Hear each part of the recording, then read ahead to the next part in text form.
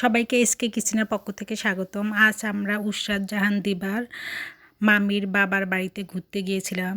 দুপুরে ওখানেই দাওয়াত ছিল। আর ইনি ছিলেন মুক্তিযোদ্ধা, সরকার থেকে ওনাকে বাড়ি করে দিয়েছিল শেখ হাসিনার আমলে। কিন্তু শেখ হাসিনার পতনের পর শেখ হাসিনার বাবার ছবি মুছে ফেলা হয়েছে বাড়ি থেকে।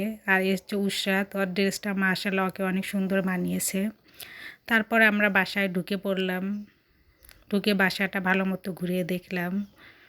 আর এনারা হচ্ছে উশরাতের মামির বোন। উশরাতের মামিরা 4 বোন। তারপর আমরা এই ঘরে এসে বসলাম। আর ইনি হচ্ছে উশরাতের মামির বাবা, মানে মুক্তিযোদ্ধা। ইনি 6 নং সেক্টরে যুদ্ধ করেছিলেন।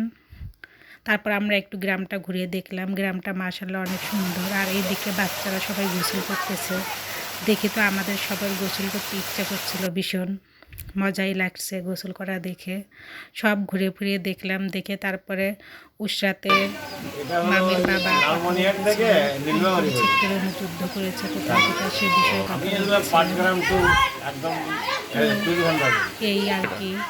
এখন সব কিছু অ্যারেঞ্জমেন্ট করেছে উশরাতের মামির বোনেরা, রান্নাবান্না সব ওনারাই করেছে।